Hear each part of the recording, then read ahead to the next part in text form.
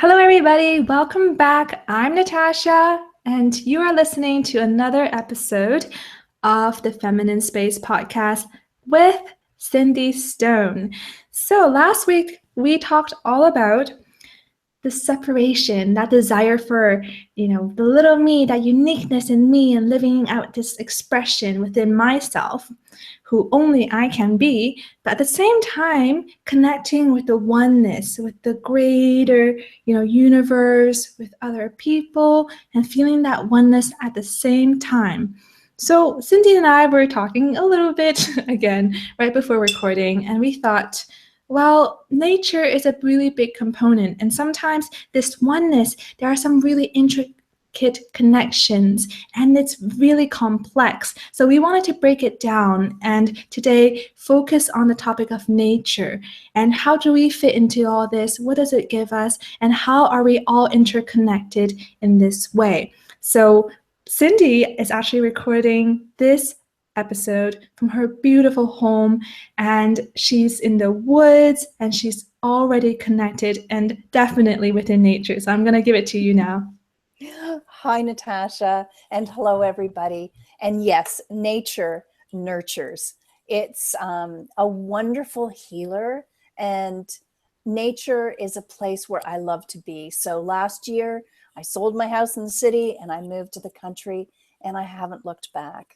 I have 22 acres of beautiful woods to walk in, and every time I do, I just feel fantastic. I was telling Natasha that my martial arts teacher, Tai Chi and Bagua, and meditation teacher always says that if you're walking in the city, it's good for you to walk, but it's not as good as if you are walking in a park. And if you're walking in a park, it's better than just walking in the city. And if you're walking in the woods, it's way better than just walking in a park. There's something about being surrounded by trees that are sucking up all of the toxins from the air and expelling pure, clean, fresh oxygen. It's just very, very healthy to be in. And there is a Thai Qigong called Thai forest healing. And it's because the forest is a healing place. And of course, it's filled with all kinds of animals. Last weekend, I saw a barred owl, which was beautiful, just way up in the trees. And when you're walking in nature, it's a contemplative thing. It's a healing thing. It's about really getting in touch with the interconnectedness of life. The world, the earth is here. It feeds us, it nurtures us. It's where we get our food. It's part of our atmosphere. It's part of all of the interconnection of life. And the more that we understand that and experience it, then the more care and giving we can give back to it. And let's face it, for decades now, man has not been caring for the world that cares for us. And we really need to do that. So the more that we can get in touch with nature, even if it's just a little front lawn, even if we live in a condominium and we just have plants. I mean, when I lived in the city, I had tons of plants inside, just because it reminds us of all those living things that are out there that we can connect to, that interact with us. They take the air that we breathe out, and they breathe out air that we breathe in. Like, it's a beautiful relationship that when you sit down and contemplate, it just really changes the way that you relate to everything and the world. You can see that interconnection of every element that's here. And we tend to live in a society where we take everything for granted. We just dispose of things. We flush things down the toilet. We flush things down the sink. Like, we just don't really think about where things go. We buy our food at the supermarket in plastic. A lot of kids today haven't even seen a farm, don't even know that the meat that they're eating actually came from an animal. So I think that when we take the time to really experience the interconnectedness of life, our attitude towards each other and towards our planet changes. All I can think of right now, which is a bit funny, is that nature is such a teacher. By being in nature, there are so many things that we can learn.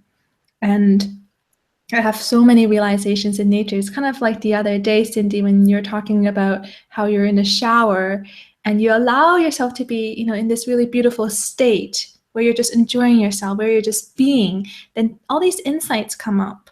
And sometimes when I'm in the forest, I'll just notice how, a leaf is falling down, but it's spiraling down, it's fall, so it's maybe bright yellow or bright red, and just perfect. It's just perfection. And in me, it arises this realization that, sometimes we don't need to try. We need to go with the flow of how things are meant to be and how things are meant to flow, and just the pure beauty in that. And how, yes, sure, maybe there's, a universal creator who designed it to be that type of perfection. But at the same time, there's this feeling of that leaf, that wind, this air, it's not even trying, but it's all the right things that are happening. And nature reminds me again and again also that we have everything, as long as you don't isolate yourself as being, I'm just one little plant and I'll make it on my own. If you stick to that idea, it'll be more difficult because you are depending on the soil, you are depending on the sun, and you are depending on another plant for shade. But when you're in nature, you begin to connect things, how, well, in reality, one thing is dependent on another.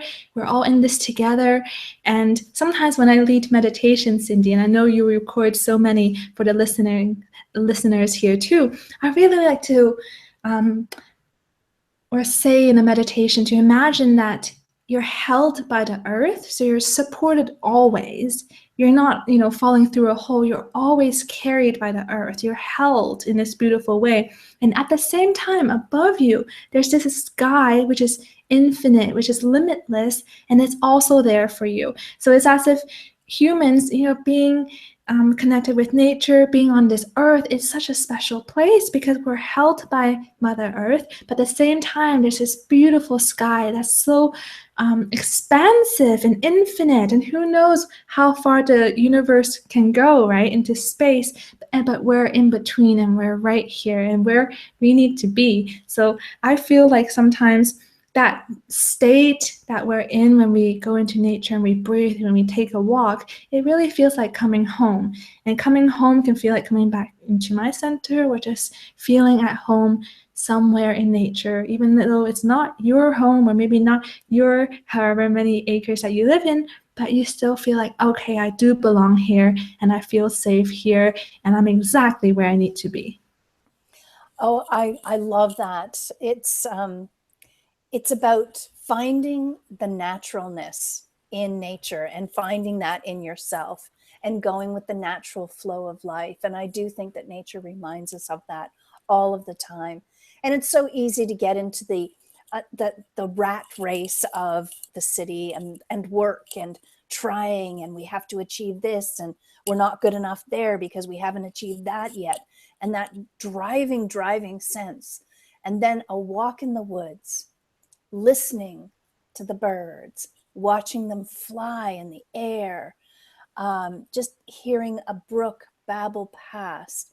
It's just a place where we can really center. And I think that you've captured it well, where we just center and we're held by the earth. I love that, because we're held by the earth.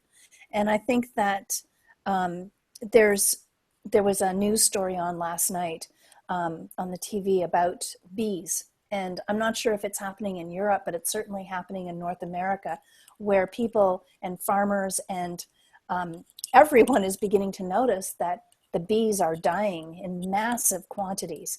And if the bees aren't out there pollinating the trees and the flowers, then we lose a lot of our food sources. And that's just one example of the interconnectedness of life. Whoever thought that a bee would hold such a key place in the world, and that without the bee, we are at risk of not having the right elements for pollination to happen, and we could go hungry. I mean, I know that science is pretty amazing, and we have found ways to pollinate unnaturally, but there's nothing like the natural cycles of life that happen naturally, and the way that it was just meant to happen. There's a beauty in nature that I just don't know that we find with anything else, and that's why landscape painters are always so revered, because they're capturing that essence of the land, and it is so beautiful, whether it's a mountain, a cloud, a tree, or a plant. I mean, it's just, or a wild animal. It's just really beautiful to see all of these elements of our life and appreciate them and contemplate them, and it certainly centers me in a way that nothing else does. Another beautiful thing that I'm reminded of when I'm in nature is how there is a natural cycle to things, right? That there Yes. are these rules of the seasons, or of equilibrium, of balance, of interconnectedness that's already there. And no matter how much we sometimes want to break away from, certain rules that exist in the universe, we can't. And one thing that I've been tying in with nature quite beautifully, Cindy, is within the group at the femininetribe.com, a few ladies have been asking about letting go. For example, getting over past relationships, or how do we move on from something, or how can I let go of this situation, this relationship, or whatever, something in the past. And I was explaining it, and I realized that, well, in fact, letting go and something ending, a creative cycle ending, or a life ending, or a certain chapter ending, that's so normal. And we see that in nature. The leaves are falling now, at least where we are right now in Europe, in North America. The seasons are changing. When the tulips bloom, they won't be there afterwards. So there are all these changes there happening, and there's always an end to something. We can see how nothing really lasts forever. And those things that seem to be here since the beginning of time, those mountains, those glaciers, those lakes, they were also built over a period of time, and they are always ever changing. So I really like to kind of, when I'm stuck, or I find a client stuck in something, then I kind of go back and think, in what way are we perceiving the situation? Are we thinking from our little, however many decade lifespan, and how this very, very temporal, very short-term kind of thinking, versus in a grand scheme of things, in nature, in the forest, in wildlife, how do things work? And a lot of times there's a really strong parallel. All these rules that exist in nature, they also exist within our human life, but sometimes we get disconnected, don't we, Cindy? And we forget that, yes, when a creative project starts, or sometimes, when it's a time, then maybe a relationship will end, and then it gives space to something new to grow. Nothing ever just ends in emptiness out there. They always start again and keep transforming and changing somehow. The woods is a wonderful metaphor for life, because you're so right. There's always change. Something's always dying. Something's always coming back, and something always coming back to life, and something new growing. It's never ever the same, and every season is never the same. And it is a beautiful metaphor for life. And I think that letting go is such an interesting topic. And I know that we've talked about it a few times, but I think that it could be talked about forever, because it's what all of us kind of struggle with, is how do we let go of negative feelings? How do we let go of toxic relationships? How do we let go of a past experience that still the pattern is bothering us? And when we do think about nature, we think about how natural it is for things to let go, like the leaves fall. But for people, I think that in part, we really do forget how natural the processes are. And we get like, okay, we've got to get over this now. We've got to get over it. And it's almost with that with that intense, like, I've got to get over this, I've got to achieve this. It doesn't give us a chance, an opportunity to just have our natural flow and our natural cycle of staying with something that is ending and allowing it to end and then moving on. And one of the key things that I've found for people that really feel like they're hanging on to something for too long and they can't let it go and it's just really affecting their life, there's two elements to it. One is accepting the naturalness of endings, and the other thing is accepting forgiveness for the self. It's all, I see this so often. It's almost easier for people to forgive others, somebody who has hurt them, than it is to forgive themselves. And those two elements really, really help. And if you need help in forgiving yourself, go for a walk in the woods because there's something, there's something just so beautiful and cleansing about the woods. And I can't help to feel the interconnectedness of life. And there's some really amazing stories too about trees. They're discovering now that trees are connected through their root systems, and that they communicate with each other through their roots, and not even related trees. Like, there's many related kinds of trees where they share the same root system. I have some trees back here, they're called black lotus, and they share a root system, and you can see them communicating because they start to grow their leaves and drop their leaves in succession. So there's a kind of communication happening. But even all trees in the woods, they're communicating through their roots. And, trees are such a beautiful metaphor for life as well, because they start out in the dark and they grow up into the light. But throughout their whole life, they are reaching as much into the darkness for support and grounding as they're reaching up into the light for growth and nourishment. So we can look at the same way of being. We need to stretch out into the darkness also and accept it as a place where we get our ground, we get our strength from that. And then we reach out into the light where we get our beautiful leaves and bright colors and nourishment. But that ground, it does give us a deeper kind of nourishment. That's where the earth is. That's where we get our strength from. So it's something that may be interesting to think about or contemplate when you're walking around some trees and just spending some time in their energy. And that's something that the martial arts has given me too, is sitting and near a tree and just experiencing the different kinds of energies that come from the different kinds of trees and seeing if you can feel that. Just spending the time. Does a tree have a different energy than a person? Does it have a different energy than that kind of tree? And just seeing if you can feel it, taking the time to do that. It's wonderful.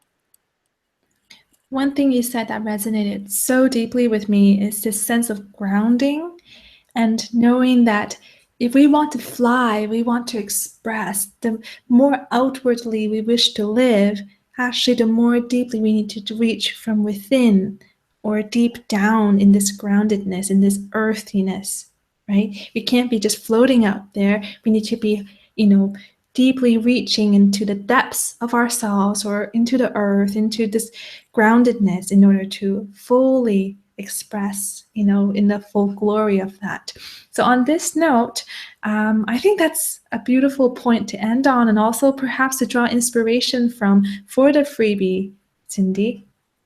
That sounds like a great idea. So I will do another meditation for everyone, and it will be on a meditation about nature and about how we can learn from nature.